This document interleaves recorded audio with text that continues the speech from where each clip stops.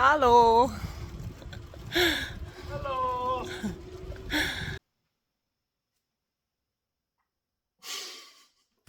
No. Hello. I don't know why, but it always just feels so weird just like doing that first initial like, hi. I feel a little like insane person, but maybe like I need like a little signature hello. Anyway, for now, hello.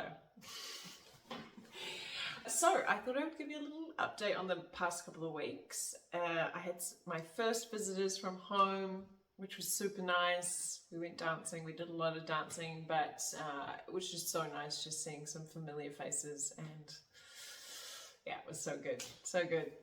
Cup is full.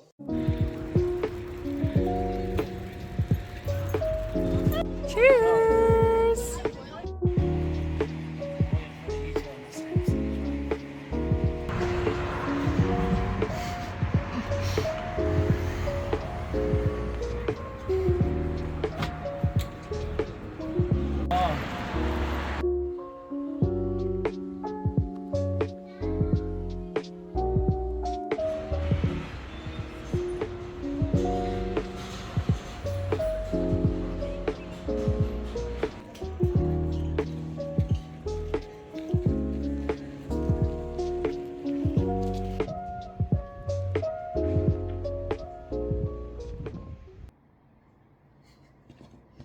Hello. I thought I'd just give you a little update on my day whilst I'm preparing my dinner. I'm looking out the window right now and I get the sunsets from my house, which is stunning. Anyway, last 2 days I've just sort of had this, what I would call a surge of energy, and I sort of go into like, it's like a feeling of like I want to do everything all at once, and it can sometimes be really hard to focus on things I should be focusing on because I do tend to hyperfixate on other things, which look tend to be things that actually really bring me joy, like my business stuff, which we love, but like hyper focused to the point where like I may not leave the house for 2 days because I'm just like Brittany in the zone and there is no getting her out of the zone. Anyway, today I was like, I need to get out. So I put some sound bowls on my headphones and walked around the cemetery, which was quite lovely, really. Very cathartic. I'm feeling very relaxed. Here I am chopping my garlic. Went to the supermarket and brought stuff to make myself a delicious dinner. So as you can see, I have all the ingredients for a succulent Chinese meal. I'm making fried rice. Yeah, anyway, when these like surges happen, I hyperfixate, and so over the last 2 days I've got so much done, which is fantastic, but I also like get to the end of this and I'm like, oh, I feel so exhausted. And then there's part of me that's like, oh, I should keep working on it tonight because it's the only night I have left to myself this week. And I was like, no, you know what, Tash, you're gonna make yourself a delicious meal. You're gonna relax. We're gonna do a little bit of yin yoga in the lounge after dinner. I even got myself like a little treat from the supermarket. And then I'm gonna do, did I say some yin yoga? I'm gonna do some yin yoga. Maybe a little bit of meditation. And then I'm gonna watch something nice and relaxing, which tends to be a vlog on YouTube at this current point in time. So here we are.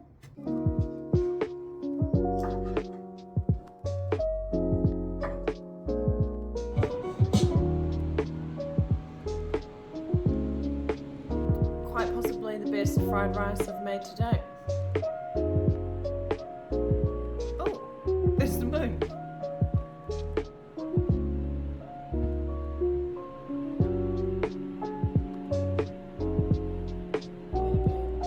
Stunning nature.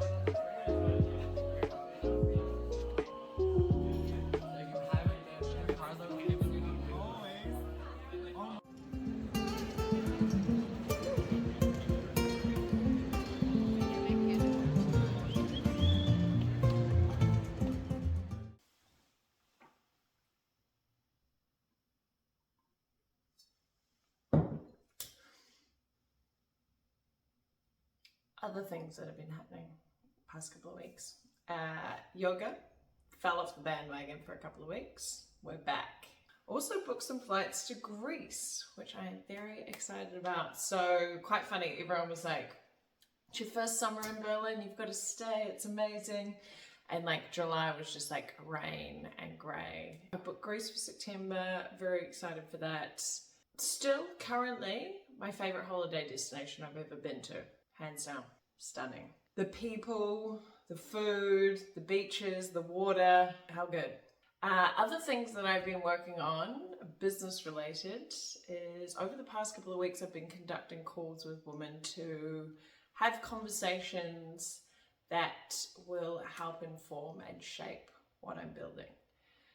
I've absolutely loved the process. Like, it's been so fun just asking questions, getting insights, new perspectives, and connecting. It's been super, super nice. So I've really, really enjoyed that. And one of the conversations that really stuck with me out of that was with an old friend, and she was sharing her thoughts on how people often ask her, how's your side hustle going? And how the term side hustle has sort of become default for a lot of people and doesn't fully encapsulate what's happening behind the scenes. And I will quote this because she beautifully articulated it and I do not want to butcher it. As she said, for many of us, what we're building isn't something on the side.